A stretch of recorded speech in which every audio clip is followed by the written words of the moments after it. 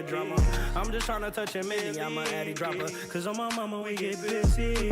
Plug, pull up with the pack, and I ain't even bust it down. Couple minutes on my phone, I promise I'm gon' get it gone. I stay solid, I get caught, I'm fighting till they sit me down. You get caught, you singing like a nigga in the studio. Brody sold the whip for 1,000, cause we just slid in it. I really make a house call, fuck if your kids in it. Been through some shit, that's why my heart too froze. You ain't living what you rapping in a studio. You get your noodle blown, fucking with the opposition. My brother making decisions on anybody that's dissing. With the quickness, I'ma make a decision, I'm on a mission. You tripping, thinking we missing, I'm shooting up with precision. Red beam on the barrel to give myself some assistance. My brother come through like sniper, he knock you off from a distance. Big foe with no foe, I'm balling just like a piston. This is the El Nino Podcast. I'm Eladio Nino, and this is Real Everyday People. Citywide edition, which means that I will be doing interviews with people from the whole city of Detroit, east side, west side, always southwest, and definitely expanding to downriver communities. So, just wanting to touch base. That's why I figured that I'd make sure everybody knows that this is a citywide edition, so that they can look forward to hearing stories from people from all over the city. Tonight we have a special guest, but before I get started though, happy belated Mother's Day to everybody. I was able to, spend time with all the women in my life who are mothers. Big shout out to all the mothers out there, whether you're a single mother, a married mother, a stay-at-home mother, whatever it may be. Thank you. Thank you for all that you do for your family, for your home, for your community, for everything, that you contribute, for all the nurturing that you have done and continue to do. You know what I'm saying? We thank you because, it's because of you guys that we've made it this far. So much love to you, women. We salute you. We respect you. We appreciate you. All the moms, keep up the good work. But today we got a special guest. This is one of my favorite people. He's a triple OG from the Southwest Detroit area. He's got a great story to tell, and I'm really looking forward to him sharing his story with everybody, man. Welcome, my guest, Jesse Ontiveroz. What's up with you, brother? Thank you, man. You've been inviting me here for 2 years, and now I'm here. Yeah. So, yeah. We'll see what we can do, what we have to offer to the community, and hopefully we get a good reception here. Oh, yeah, no doubt about it, man. I'm excited to have you here with me. We work together. We're in the same department, in a reentry and CVI department. And, we'll talk about that later, but I want people to know what your journey is, where you come from. We've had so many stories that I've heard, you know what I'm saying? And I think it's just great, for people to be able to reflect, from the 80s, from the 90s, even the 70s, And, my family, I got a big family, the Romero family that came from Corktown. And it's just funny that, you know all of them, and growing up with them and like, what was life back then? What was life for Jesse Ontiveroz? Well, my life, I grew up, 2-parent family. We had 6 siblings. Okay. Catholic school education. What Catholic school? We started out at St. Vincent's, then there was a split up. We had to go to St. Boniface, but my older brothers and sisters went to St. Vincent High School, and all of us graduated out of there. Where were you at in the lineup of you and your siblings? I was the youngest. You were the youngest? You was the baby, huh? I was the youngest out of 6. Him's the baby. Yep. Did you get spoiled? Was you spoiled? No, got kicked to the curb. Oh, shit. By the time they got to you, they was tired of everybody's shit. They say you on your own, you the runt, huh? Yeah. You got to get it how you live. Yep. So that was the beginning. That's how we started, and we grew up in Corktown. Yeah. We grew up down the street from Stiletto Park, where the Stilettos used to hang out. And okay, the Bagley Boys and Stilettos. That's what I always heard of. Was there any other ones, or was it just y'all two? That was the one only, or the other. That was the only two. I grew up at the tail end because I was the youngest. I was a kid, and the Bagleys. The boundary was 14th Street and Bagley, okay. Over the bridge right at the train station bridge over there at the 14th and Bagley. So that was the boundary area. But mostly there was no shootings, there was no nothing. It was just I imagine it was like the movie Warriors. Yeah. The old school movie Warriors. That's what I imagine the Bagley Boys and Stilettos being like. It was just mostly guys getting together, getting high, and drinking in the park, and getting loud, and maybe every now and then be a fist fight somewhere along the line. But What was the beef about? It was just you from over there, I'm from over here. Yeah. Did you guys have any uniform, any colors, anything? You Well, guys- I wasn't a Bagley. I always peeped because I was down the street. But they had jackets. They had black jackets. Oh yeah, With okay, stiletto on the back. okay. Went straight down. What actually is a stiletto? It's a knife. It's a knife, okay, It's a a dagger. And it's a high heel for a woman's high Yeah, heel. yeah, A for sure. stiletto, but it's a dagger. It's a knife. Okay, that's cool. So, you guys would just have your good old brawl every now and then, huh? Yeah. The older guys, not as young. We just would watch. To get kicked home and sent home. You know, you can't watch. But that was it. That was Yeah, you basically gotta it. talk into that. There you go. All right. Yeah. And after that, we school, hanging out in Church Street, hanging out with the different guys. What kind of work did your parents do? My dad worked at Ford's. My mother worked at Detroit Board of Education. Okay, so both your parents were working parents. Okay. Yeah, we had working parents. So was that easy or was it challenging for you guys? You and your siblings, or did your siblings take care of you, or did you just kind of take a route of your own? Yeah, they took care of me. It was kind of difficult. You send 6 children to a Catholic school. It's a lot of money. Mm-hmm. It's a lot of tuition. So they wanted the best for us. They wanted to get rid of the accents. So we didn't sound different from everyone else. We spoke English the way it was supposed to be spoken, and get rid of the accent so they didn't make fun of you, Oh, okay, that's what your parents were teaching you guys? Yeah, Oh, okay. But, Mhm. that was at school. When we came home, it was different. The language was different. Oh yeah, absolutely. Because I remember when we moved to Lincoln Park when I was young, and the teachers were telling my mother, like, you guys have to start teaching him English. He needs to start speaking English even at home. Speak English to him because he's not going to be able to pass no grades because I couldn't do any spelling. I couldn't do any reading or writing because I had to learn English, and it's just, and then it was crazy because I learned all this English and then forgot Spanish, so I had to learn Spanish all over again. And I mean, I'm pretty fluent in Spanish, but it's kind of bootleg, you know what I'm saying? Some people say, hey, you sound Cuban when you speak. I mean, my stepdad was Cuban. I learned, I grew up around a lot of Cubans. So yeah, when I speak Spanish, it sounds a little Cuban, but also, I learned it from all the, the cholos and all the homies in the street. So, I didn't learn proper Spanish, I did learn it when I moved to Chicago with my family because they were raised, right. They were raised with manners and stuff like that. And I was raised just to talk crazy, Yep. So I know you said that, you grew up with some of my uncles as well, and that's cool having that type of history with them. And rest in peace, man. I lost 4 uncles in the past 2 years, man. I got 3 left. So, it's just a generation now of, all of our elders, they're getting old, their health conditions are catching up to them. I did 17 years in prison, and the whole time I was gone, none of my uncles had passed away. And as soon as I came home, it just, it was like they were waiting on me to get home before they started passing away, So I'm the youngest one in my family. I turned 70 in December.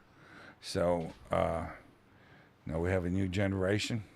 I have my children, my grandchildren, and I have 5 great-grandchildren. So the legacy continues. The generations continue, Okay. And no one's really addicted. No one's really had a problem. No one's, in prison. So it's a great thing, Yeah, definitely. Who led you into mischief when you were young? Church Street. Church Street, right where my family grew up. That was mom. Well, we learn different things, and and we want our own money. We used to park cars with no license, and then sometimes we'd ask them to leave the keys. So we're driving around in Eldorados at 12 years old, asking them to leave the keys for the baseball games, football games, and we're just cruising around, and trying to get the car back before they came back. Yeah, that's so cool, man, because my mom used to tell me how her and my uncles used to wait outside of the stadium waiting for the balls from the home runs to come out, and they would catch them and, chase them and things like that. Yeah, the stadium was a part of our lives in the summertime, with the Tigers and stuff. You got to hustle, sell peanuts and pennants, park cars, steal cars. Steel tires, steel batteries. Yeah. If Always got that. yeah. If your friend, car needed a hood, we'd take a hood, So I remember back in the days when they were having an epidemic because everybody was stealing like the Cadillac signs on the hoods. The hood ornaments, people were stealing the Mercedes-Benz ones, the Cadillac ones. I remember I was a kid and I was watching it on the news, and people were like using them as belt buckles or tying them into their shoes and stuff like that. That was, I think, in the 80s era. That was way past me. Late 60s or 70s era. Oh, man, you triple OG, man. Yep. Yep, that's when... And that's how we got started. Then we had groups, and we did certain things, and a group of our friends got killed when they opened I-75, 1969, early May. Our friends got killed in a car accident on Springwells in I-75. Wow. And that kind of messed up our group that we hung out with that was my age. Yeah. And... So we went off to do different things, and part of it was we didn't have school counselors for when tragedies hit our schools. Yeah, you talked about it. You had a mass. You prayed about it. You did that, but we didn't have that. So. So how did you guys deal with it? Alcohol. You drink. I mean, I'm laughing, but I understand. I get it. Drink. You drink. And then. And then it was like a different time back then. You know what I'm saying? Like, men were not taught to express their feelings or talk about their feelings. Like, men were taught to, kind of hold on to everything, suppress everything, and then, you have the, you can't trust your friends. You can't trust nobody. Don't share your secrets. Don't share your pain. You don't know when somebody's going to use it against you, or, your friend today could be your enemy tomorrow. You know what I'm saying? So we had so many factors that kind of, determined, what we talk about and, what we share with people. And, I think that, our generation or, and prior to, even your generation, grew up on that machismo, just, what a man is, and being tough and all that type of stuff, Yeah, and that's how we dealt with pain. And as we move forward, there was a thing called penny caps. That was, it was actually heroin. We didn't know it was heroin. It was called Glow, Skag, P, but we didn't know it was heroin. It cost $1. $1? $1 and $1.25 for a 6-pack. $2.25 you can be lit all night long. you wouldn't know, and wow, this was cool. There was no problems. The heck with homework, the heck with everything, the heck with getting home on time. It was a heck with everything, and it was until next weekend. You know what that makes me think of? We don't need no education. Like every time I hear that song, that's like a rebel song. Like, Yeah, and what little did we know that we were addicting ourselves back at that time. We were coming into. Then we started snorting more, costing more. Then we started injecting drugs. We started injecting our heroin. We started becoming addicts. The whole neighborhood was filled with heroin at that time, late 60s, early 70s. Almost every bar, like on Michigan Avenue, Ford Street, Jefferson, you know. So your generation just passed up coke and went straight to heroin, or was it just? Coke wasn't a thing. Oh, okay. Damn. So heroin was around before that. Yeah, huh? because well, I guess even Vietnam and all that. There was a Vietnam. There was an influx of addicts coming in from heroin. I mean, from Vietnam, looking for the heroin. There were people that were coming in on the cargo planes that were coming back from Japan. Guys were going to withdraw. Got here to the United States, got home, tried the city drugs. It didn't do nothing. Because they were used to the 100% pure stuff. Yeah, definitely. It didn't even stop their nose from running, you know? And that's where people started hustling. They had to hustle to get up more to get rid of that dope sick. And there started the generation of selling drugs. And was that a technique, do you think, that the military used to keep the soldiers to keep on going, to stay awake, to keep on fighting? I think that was their technique. Who, the soldiers, or are you talking about the military themselves? The soldiers, the military. Yeah. Nobody wanted to be there. Nobody wanted to be drafted. Everybody was getting drafted, yeah. Nobody wanted to be drafted, you know? People had their own plans until the government came in and drafted people. Mm-hmm. And, you know, they didn't have to shoot heroin. They didn't have to snort it over in Vietnam. They could get a matchbox full of heroin, dip a toothpick in it, put it underneath your fingernail, and just let it absorb through the pores because it was so hot and humid. And you would just fall out. You wouldn't have to inject it. It would absorb into your system. Wow, that's crazy. That's how powerful the drug was. Have you ever been to the military? Yes, I was in the Air Force for a while. Wow, damn. And I was released for prior use and addiction to military service. Wow. Okay. I was clean when I was in there. I went through withdrawal and came clean. They sent me home an addict again with a methadone,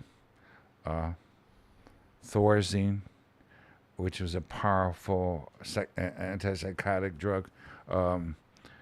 Thorazine? I was in I was in the psychiatric ward. Okay, so that's for schizophrenia, right? I was put in a psychiatric ward to kick heroin at 17 years old. So yeah, because that's a big difference between having mental issues and being addicted to drugs, right? Or did they put them together? Like if you're addicted to drug, it's mental health? Or? Yeah. It's they experimented. Okay. That's all they did. And they sent me home. I was under methadone, and the clinic that they sent me to when I got home, they said they don't know what I'm talking about. Mm-hmm. I had the paperwork, and they said no. It was like, here I am with a habit on the street. Once again, what I try to get away from, right back into it, you know? Yeah. So, in the continuing. Is that where you started doing it at? Yeah, the lifestyle, okay, the stuff going down in the Cass corridor, and where the drugs were cheaper, and went there with my older brother. We were getting high. We would go to the Colonial Theater. It was $1 a night for the Colonial Theater, 24-hour theater. He would sleep for a 2-hour movie. I'd stay awake. I would sleep for a 2-hour movie. He'd stay awake. So you have somebody watching your back to stay out of the cold. Sometimes it would be below zero outside, you know, but you had to keep your hustle alive. I see you guys was improvising. You guys had shifts and everything. And you guys was trapping. Yeah, so we had to stay warm somehow. Mm-hmm. Because you could shoot back out in the daytime when stores were open, restaurants were open and stuff, and go back out and hustling. And that was the start of that long journey. You know, that took me back to Southwest Detroit, Mexican Connection, Brown Sharks, the era that, you know, it looked like selling drugs was legal. Everybody had a bag that they were selling. You know, there were no wars, there were no gang fights or anything. If you didn't have anything, you call up a guy, they drop you off something so you could keep money in your pocket. There was money for everybody. So when I was young, growing up in the 80s, this was a time when all the Cubans had migrated to Southwest, and at the same time, all the gangs from Chicago were migrating. You know, the Spanish Cobras, the Latin Counts, the Kings, and so between the Cubans arriving and all the gangs arriving, like there was so much war over territory, drugs, power, authority, all that type of stuff. And there was a lot of turmoil. I was young, but like I said, my family have always been active in the streets with the gangs, with the guns, with the drugs, with all that. So I've been around it since childhood. You know what I'm saying? And to be able to have seen it happen, you know, and how the community was established, you know. You know, it's like as older guys, we saw that and we thought it was ridiculous. You know, why are they shooting each other? Why are they killing each other? Mexicans killing Mexicans, Latinos killing Latinos. Your own people. For what reason? For what purpose? For what? You're fighting over territory you don't own. You're fighting over city streets that you don't own. You know, over the color that they wear, the gym shoes that they wore. You know, it's like any reason to shoot someone, you know. It's like, I didn't see how they made money. You know, maybe they did, you know, but I didn't see it. And, you know, it's like, how do they make money? Why do they have a gang? You're supposed to make money, you know? Yeah, I agree. I agree. I think that for the most part, there were, you know, plenty of members who did make money, but just didn't know what to do with it, you know? Nobody had any type of economical education. Nobody was taught about, you know, saving money or what to do with the money. Everything was about right now, today, living in the moment. Everything was about survival. You know, nothing was about building a future. Let's save so we can do this and do that or go on vacation. Like, we didn't grow up with none of that type of stuff. We just stayed in survival mode all the time. And, you know, we always were poor, but, you know, some days were better than other. And when we did have a few extra dollars, you know, you did things that made you feel good for the day. You know what I'm saying? Go buy some shoes or clothes or go out to eat or things like that, you know? And then, you know, now that I do, you know, like counseling for folks, and that back in the day, even now, people have no respect for money. They never do. They don't. The moment you get it, you can't wait to give it to somebody else. Yeah. You can't wait. I need the new jeans. I need the new Jordans. I need the new clothes. You can't wait to give it to nobody else because I don't deserve this money. I don't need it. I need to give it away. I need to give it here. Don't worry about what I'm going to pay my bills with the next week, the next month. For sure. You know, these are vicious cycles because even though the advertisements aren't on TV for gang advertisements because you need to do certain things, but we're victims of advertisement every single day. We need this new car. We need to hang out at this new club. The rooftop, you know, this beer, that beer, you know. Yeah, and then you know, and then to be successful in your business in an impoverished community, though. Mm-hmm. You know what I'm saying? We can't afford nothing else, but we can afford drugs and we can afford alcohol. Mm-hmm. You know what I mean? Because they don't want you thinking about nothing else. Yeah. They don't want you thinking about the future. They don't want you thinking about going to school. You may compete with my children in the future. I can't have that. I can make sure you get some dope. I can make sure we got a penitentiary to fill up. Yeah, you know? Sure. Mm-hmm. And if that ain't good enough, we get private prisons to come out and to fill people up. Mm-hmm. You know?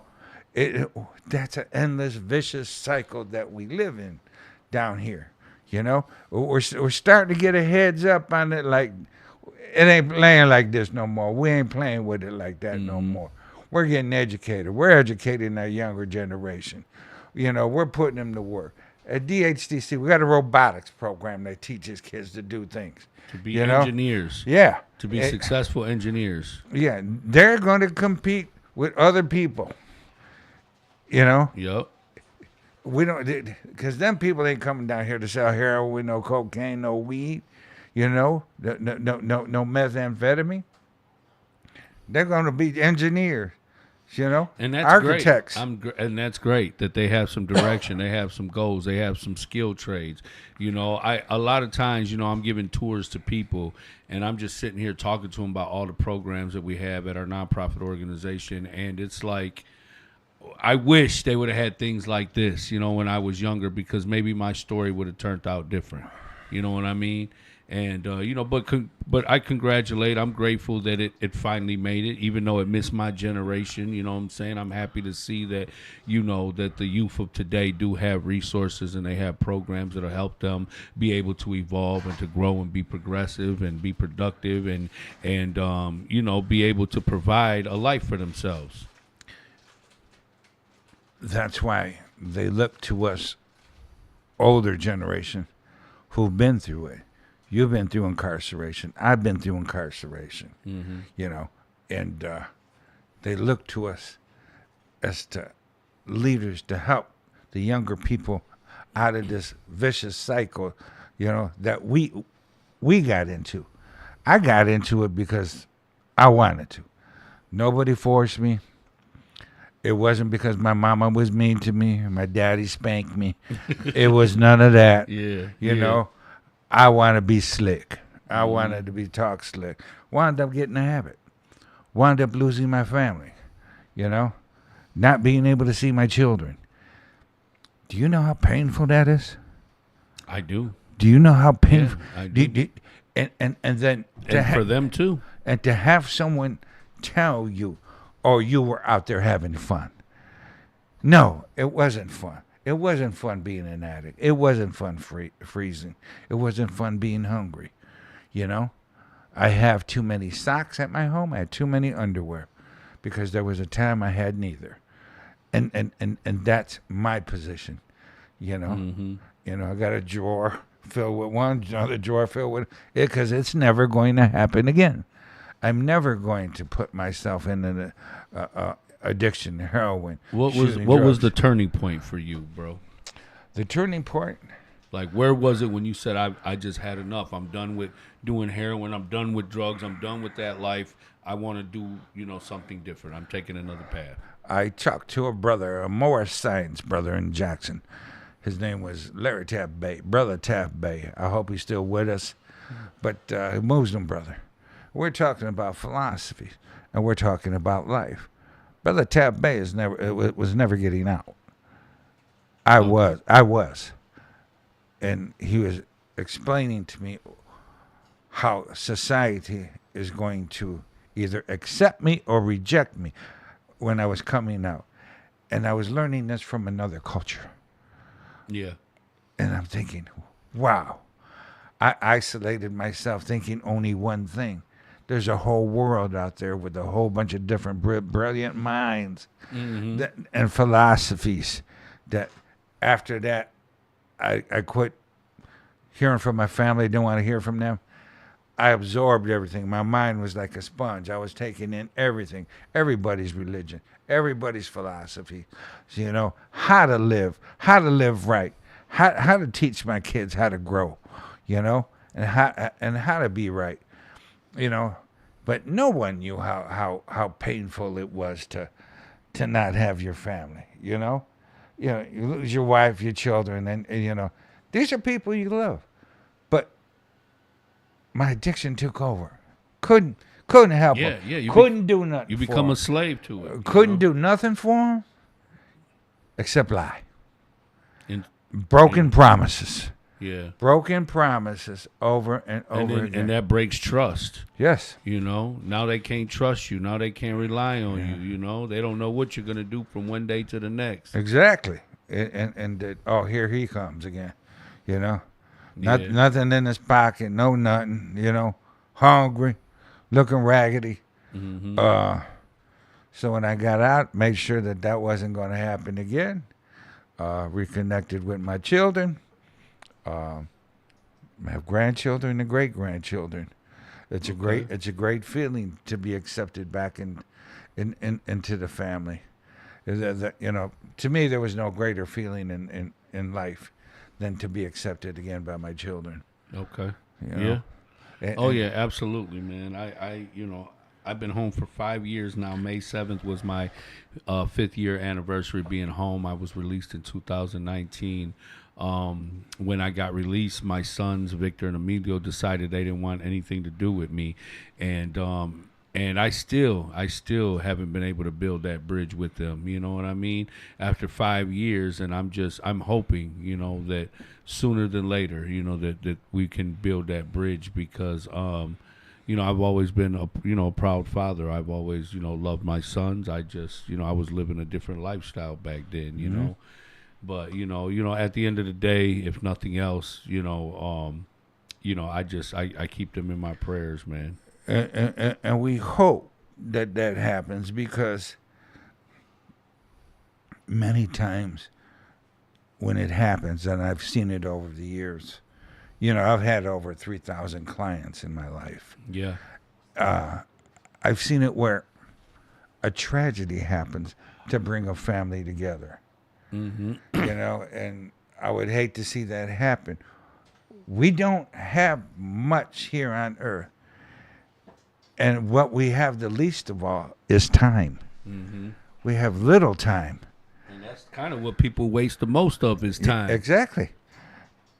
We have little time. Oh, I'll get it done tomorrow. Before you know it, 5 years went by. Yeah. You've been saying this shit for 5 years. You were going to do this and fix that and buy that and save up and build this and do that, and they ain't did shit. And that's because so many people take for granted the time that they have, Every day, my wife's like, why are you always, busy? It's just, I do not waste time. I like to take care of business. There's a lot that needs to be done. I mean, yes, I do, love taking advantage of times when I could just relax, when I can actually sleep in or just, not have any obligations. It does feel good, but I am just a busybody. I'm a productive person. I got a lot of things going on all the time. So, I'm always... like they say, if you stay ready, you don't have to get ready. That's right. That's right. If you're always prepared, it ain't always, what am I going to do? I'm just very inspired by your story because, with your background of being a drug addict, it's people who you grew up with who are probably still drug addicts if they're still alive. You know what I'm saying? And, more so than anything, you went to school, How did you grow into going into school and seeking education and turning your life around? Who inspired you? Who pushed you? And share that journey with us. My friend Taft Bay, Jackson. I started taking classes in Jackson Community College, Spring Arbor, and. I got out, took a class here at Wayne State, Wayne County Community College. Then I got my bachelor's degree. In what? In family life education from Spring Arbor University. Okay. And a friend of mine named Dawn who helped me immensely. I call her Google before there was Google because she knew everything up here in her brain. And she said, you need to go to the University of Michigan.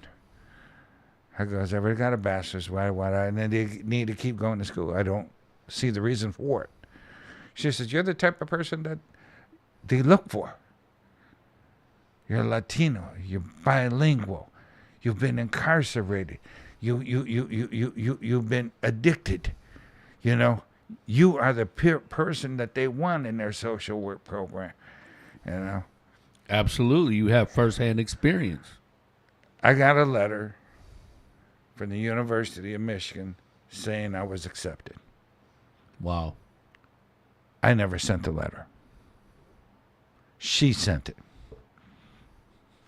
And that's how I got into Michigan. Get out of here. Yeah. Wow. She sent it. She said, the reason why she said she sent it was because I wasn't going to do it. Yeah.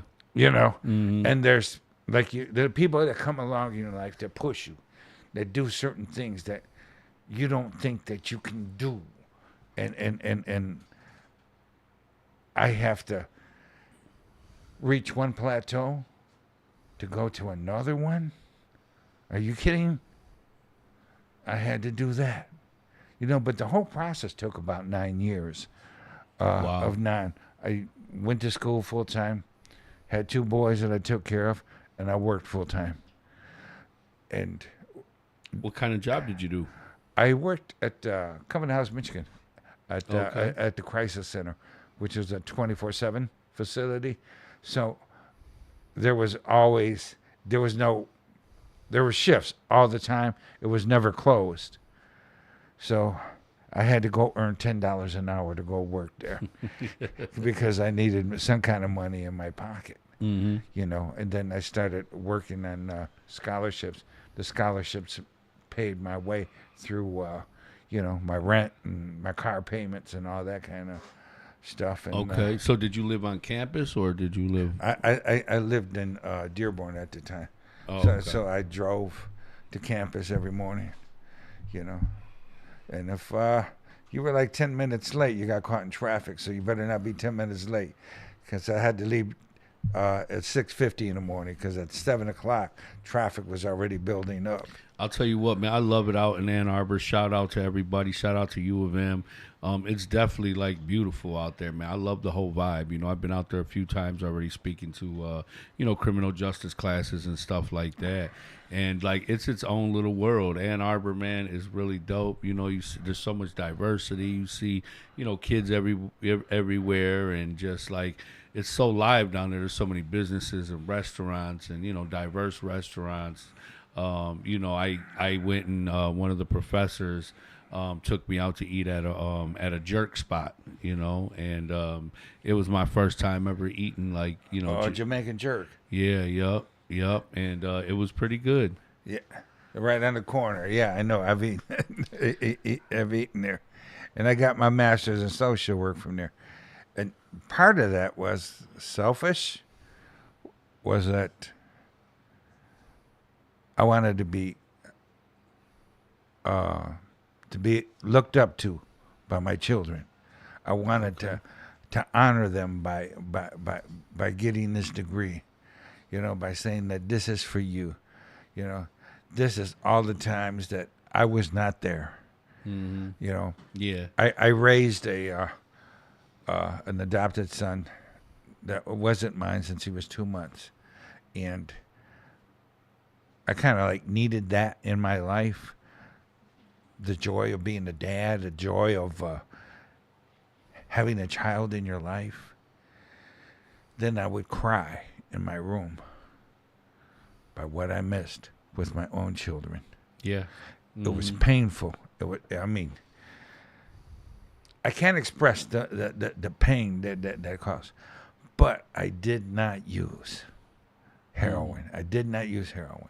I struggled with a little alcohol and some cocaine along the way, but I did not use heroin. And now I know what it's like with my grandchildren and my great-grandchildren, to be there for them, to be that person, to not say, no, I can't do it, to say, yes, I got it. I got you. Yeah. And it's a whole nother kind of love that you have for your grandkids, That's one of the sad things that I'm not proud of at all, is the fact that I went to prison for so long and I didn't have the, opportunity to raise my own sons. But my stepdaughter has a son, and, that's the best thing that ever happened to my life. You know what I'm saying? Like, I had so much love, to give, and I poured into him. He's 3 years old, and I love him like I ain't never loved before. You know what I mean? And, it has to get out. However it gets out, you show that love. You show that, it has to get out. I need to be human, and that's what you're looking for. You can't just sit stuck. These emotions have to come out. Yeah. Oh yeah, definitely. So you got a master's degree. Yes, in social work. in social work. And how long have you had that master's degree? 18 years. 18 years. Okay. Because you are a very connected guy. You are very intelligent. I admire you, you know what I'm saying? And you know, what are the challenging aspects of your field of work? The challenging aspects is that if you're looking for high reward, it's not going to happen, you know? And we should never take anything away from a client. We should never take their joy. It's their joy. It's not ours. It don't belong to us, you know? If they get clean, you know, they quit using, it was because of what they did, you know? Oh, yeah, absolutely. You know, because if I take credit for it, then I got to take credit. I got to take the blame if they relapse. And I'm not going to do either one, you know? Because, like, addicts, you can treat them, send them to therapy, berate them, beat them, incarcerate them, but they will not stop until they want to. Yeah, you're absolutely right. Yeah, because I know a lot of guys who went to prison for, you know, having drug addictions, and they continued in prison using drugs. You know what I'm saying? And so many of them, the only thing they would talk about was, I can't wait to go home so I can get high again, you know? And I'm like, man, you just are not doing no soul searching. You're not trying to learn about yourself. You're not trying to sober up. Like, you're not even looking into anything that is beneficial to your future or your well-being. When you done did 10, 20 years in prison, and the first thing you want to do is go get high, you got some issues. You got problems. You are not growing, you know? And I remember being on the yard, guys selling their TVs, their leather coats, you know, for some heroin that ain't even really heroin, and or spud juice. They'd have a jar of Nescafe full of spud juice, because guys be going through DT swearing up and down they need a drink. They would drink Men in Skin Bracer by the bottle, straight down. terrible. Yeah. They didn't They have were so desperate to get high, they would get high off of anything. They didn't have bad breath though. Hey, I ain't gonna lie, bro. True story. I knew a motherfucker to take a whole bunch of stool softeners, talking about, I feel something. I said, yeah, motherfucker, I bet you do. I said, man, these guys be desperate. Yeah. You know, they was giving me Benadryls for my allergy. I had seasonal allergies in prison, and they were giving me Benadryls. And these motherfuckers, man, let me buy them motherfuckers off you. I'm like, what are you gonna do with it? They're like, shit, we get high off them. I'm like, man, you guys are something else, man. Yeah. Anything to change your mood, change your feeling. That's what they're looking Yeah, for. and I know a lot of guys who actually started using heroin while in prison, because a lot of guys got so much time on their hands. They're like, oh, well, I'll try it if I like it, or if I don't like it, like, it doesn't matter because I'm in prison. You know what I'm saying? But then when you do like it, and now it becomes a problem in prison, and then when you get out, you become full-blown addict, you know? And some of them, you know, get home and they think that they can handle more than they really can because of what they used to be used to. And then all of a sudden, you know, they get a hot pack, or they just overdose and do too much, and they die. And I've seen that happen so many times. I wanted to get in the prisons for a while to do overdose prevention, because there's a new world out here. When you come out, your families want you alive. There are people that love you. You know, just like you said earlier today, you thank all the mothers for Mother's Day. Excuse me. There's a lot of mothers that are in pain today because they lost someone. From drug use, from overdose, from not knowing my son was using, you know. If I'd have had Narcan, maybe I could have saved his life. Or a fentanyl strip to let him know that there was fentanyl in the heroin, you know, so you could do less, you know, and not the whole thing, and not wake up. But Jesse, what I'm amazed by is that, you know, I ask people these days, like, you know, what are you addicted to? You know, it used to be always crack, heroin, you know, meth, things like that. But now it's like people literally be like, I'm addicted to fentanyl. And I'm like, that's the stuff that kills you. And they're like, yeah, I know that's the stuff I'm addicted to. I don't even want no drugs if it don't got fentanyl. Yeah. They're like, heroin's trash. We don't even mess with heroin no more. No. Like everything's about straight fentanyl. And I'm like, so you want to do the thing that actually kills you? 100 times more powerful than heroin. Even in prison, when you heard guys OD, oh, where'd he get that dope at? You know what I'm saying? And it's like, man, this shit's crazy. Like, I ain't ever wanted to be so high that I wanted to die. You know what I'm saying? If you know the possibility of you getting high and you still continue to use this shit, then I just feel like it's you're trying to commit suicide. I've known people that been in markets and be nodding at the counter, their children in the basket, and the cashier waiting for them to put their stuff on the counter, and they can't move because of the fentanyl. And they go to touch them and they collapse. They're dead. Yeah. And a lot of times people don't know because they put fentanyl like in cocaine. They put it in weed. They put it in a lot of things. They're putting it in weed. A friend of mine said he was just at a house and the guy had weed spread it all across the table and he was misting it. And he was like, what you doing that for? He said, oh, this that Fetty Wap here. This that fentanyl. He's like, this ain't for you, man. This for the other people. And I'm like, you can't trust nobody. You know what I'm saying? Like, when I sold drugs, bro, I never sold drugs because I wanted to hurt nobody. You know what I'm saying? I was a businessman. I want you to come back. I want to make money. You know what I'm saying? I don't want to kill you. I don't want to, you know what I'm saying? I don't want you to overdose. I don't want you to die on my supply. Why would I do that? You know? I'm killing my own business. Crazy. I have to tell people, be careful with it, man. When you leave, just let them know it's just stronger than what you're getting. And then coming home and seeing homelessness like it is today, bro. Like, I was just like, wow. Like every corner, people are just begging for money. People are homeless. People are walking around with backpacks and tents and like literally living out of tents and wherever they can find shelter. I mean, you have communities of people who are just living out of tents and sleeping bags and stuff, Somebody carried them. Some mother carried them in their stomach for 9 months. Someone babied them. Someone nurtured them when they were small. And I study. How did it happen? Why did it happen? Why did it happen to that individual, not me? And that could be me, very well. How did that happen? I look. Some of them I grew up with.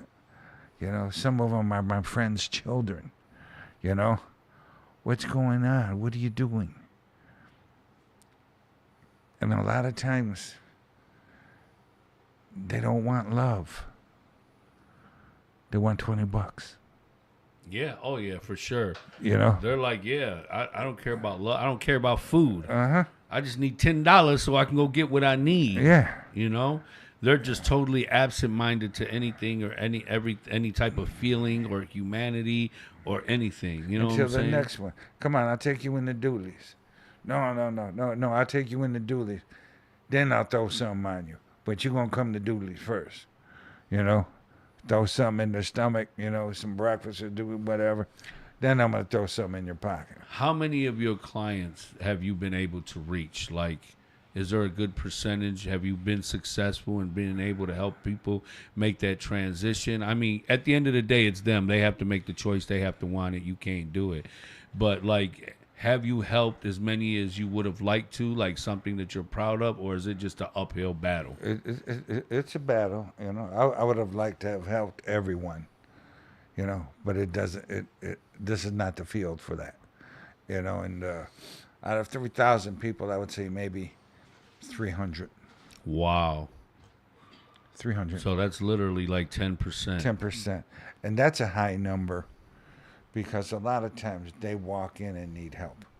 They want it. So a lot of times they come in with the attitude, I'm stopping. I just need somebody to talk to for right now. And, Yeah. and we do this, but on the average, I would say out of the 300, maybe 7% were the ones that, maybe 3% are the ones that are going to quit. Yeah. Just right off the rip. I'm not doing this no more. It's just, drug addiction has plagued our communities, for a long time, whether you were using it or whether you were selling it. Because even those who were selling it were addicted to the lifestyle of that, And,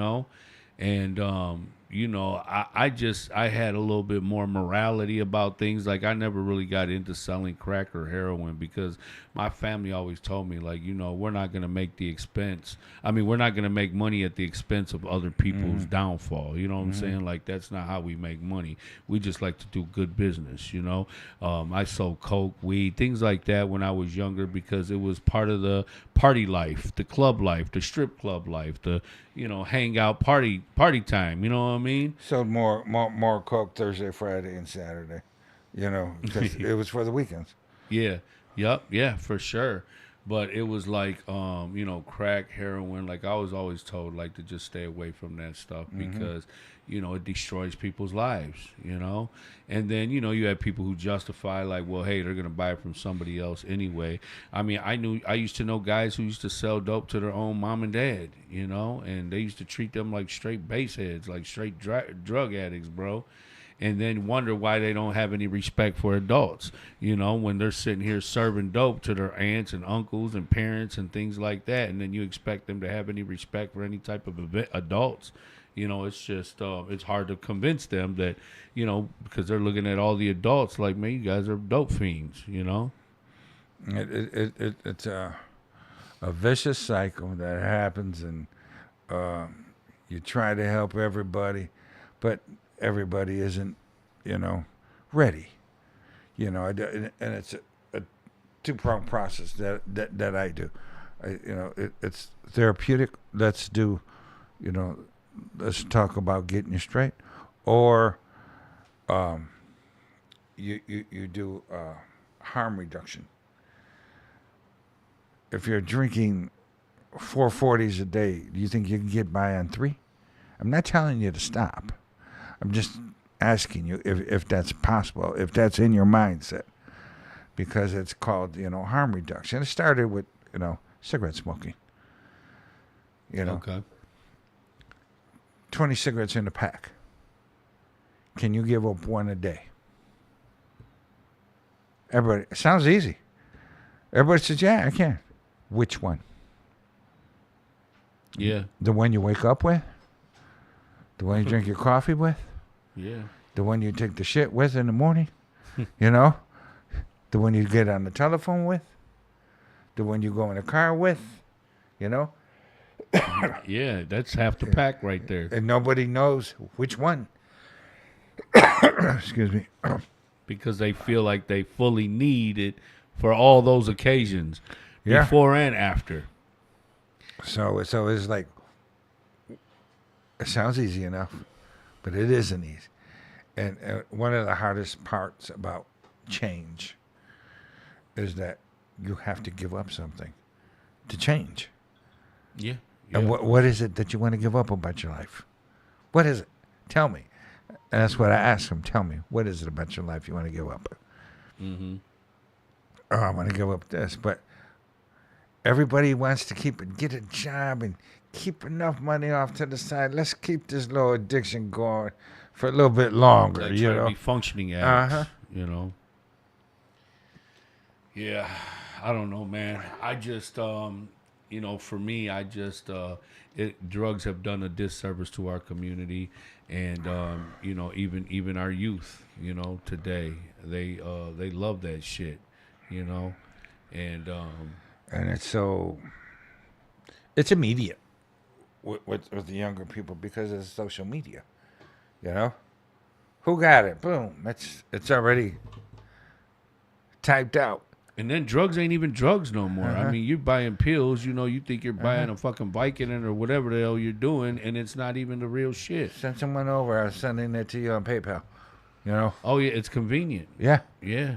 Yeah, it's definitely convenient. It's a different world out there. We're up against it. What are some of the things that you're proud of the work that you do today?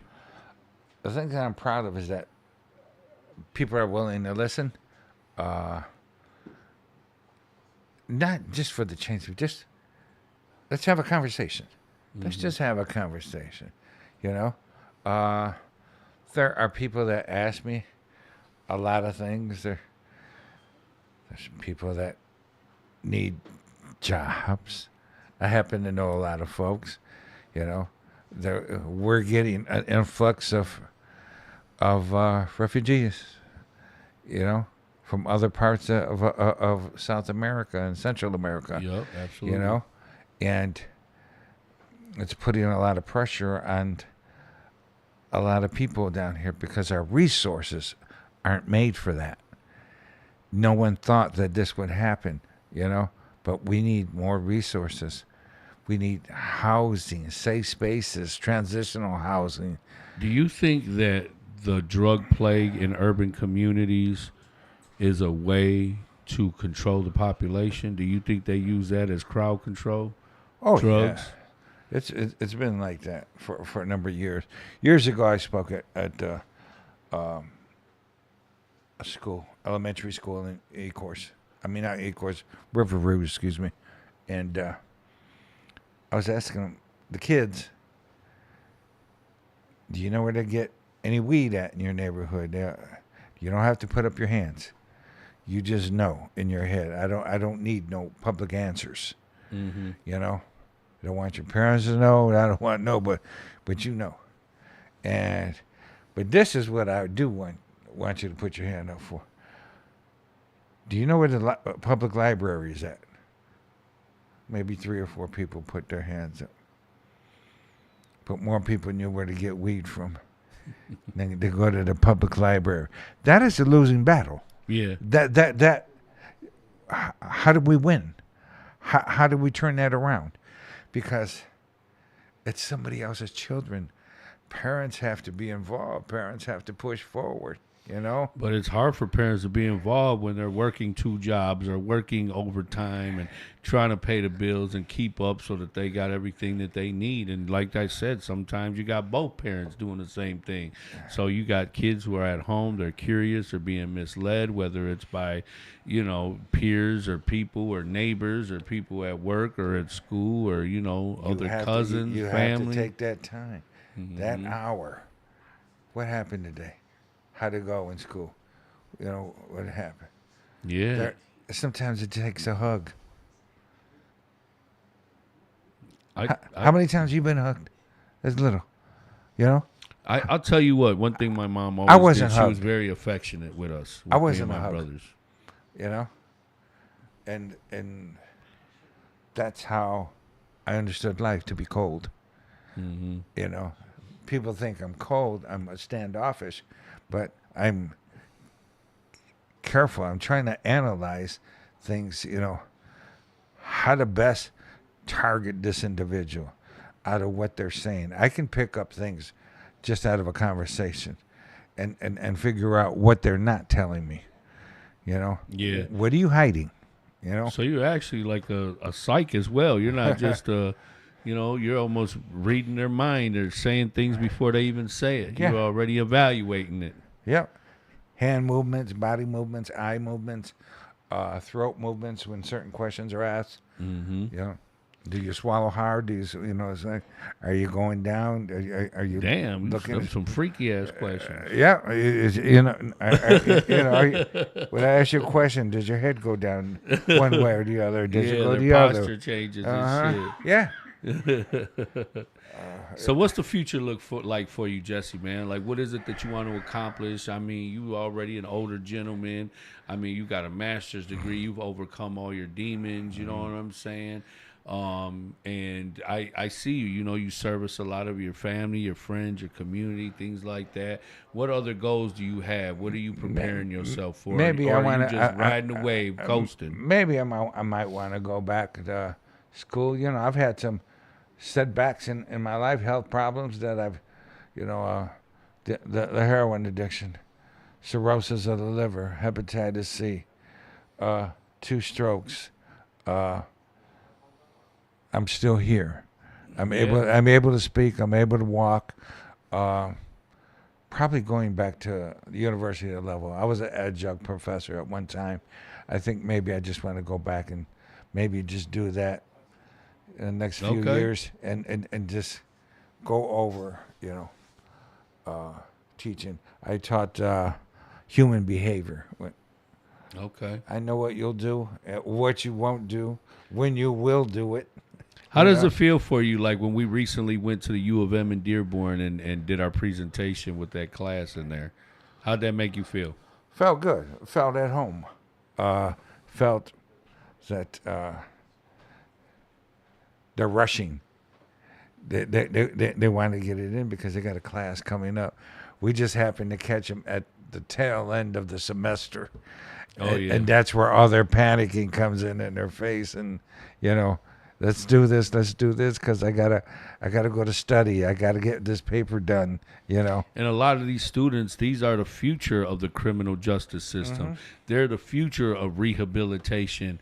So it's like, it's good for them to hear from people who have been through it, because it kind of gives them an idea what they're really, looking at. Because, a lot of the things that we've experienced, you can't learn in a class, and you ain't going to just learn by reading a book or some curriculum or some lesson, Yeah, exactly. Yeah, but, June 28th at Ecorse High School, from 12 to 5, we're going to be having an expungement fair for the Downriver community. We've already done maybe 4 or 5 expungement fairs at the DHDC for the Southwest Detroit community, and now we're moving downriver. So if you live downriver, River Rouge, Ecorse, Lincoln Park, Melvindale, Southgate, Taylor, no matter what, it really doesn't matter where you come from. Just know that on June 28th at the Ecorse High School, we're going to have a free expungement fair for you to get a second chance. You know what I'm saying? If you have felonies that have been barriers to you getting a job or getting a raise or getting a certain position, I've known people who have come to me that said that they were teachers, but they were deprived of opportunities to be able to volunteer or work with kids or do certain things because of their felonies, and then having these expungement fairs and having them removed has really opened up, gates and burnt down, barriers that were in their way from being successful and being able to do things that they wanted to do. So, I encourage that you guys, take advantage of that. We come from the CVI department. CVI is Community Violence Intervention. We're going to be expanding all of our services, not only just in Southwest Detroit, but also River Rouge, Ecorse, Lincoln Park, Melvindale, because as we know, over the years, a lot of people from the Southwest community had moved out to the downriver. So what we're going to be doing is we're going to be doing case management. We're going to be doing follow-ups. We're going to, help people try to get back into the routine of work. We're going to do resume building, job searching, job placement. We're going to have a sheltered workforce program going on. So we got a lot of positive things coming up, and I just want you guys to prepare for that. Get familiar with me, get familiar with my team, because we're definitely going to be around, and we're going to try to bring down the violence and give people other options on how they can deal with with issues that they're having. Sometimes you got people getting killed over miscommunication or failure to communicate or misunderstanding or whatever it may be. We want to teach you how to raise the standards, raise your morale, raise your dignity, raise your values, have different priorities, and know that, there's so much more to life than just settling for less, I thank you, Jesse, for coming on the show. Thank you for sharing your experience and thank sharing you for your inviting story. me. Oh, yeah, absolutely, man. I salute you, man. I have much love and respect for you. Shout out to LA Landscape, the Babe Cave Downriver. Shout out to my guys, Brian and Mario from Legal Aliens Podcast. Much love to everybody. You guys be safe.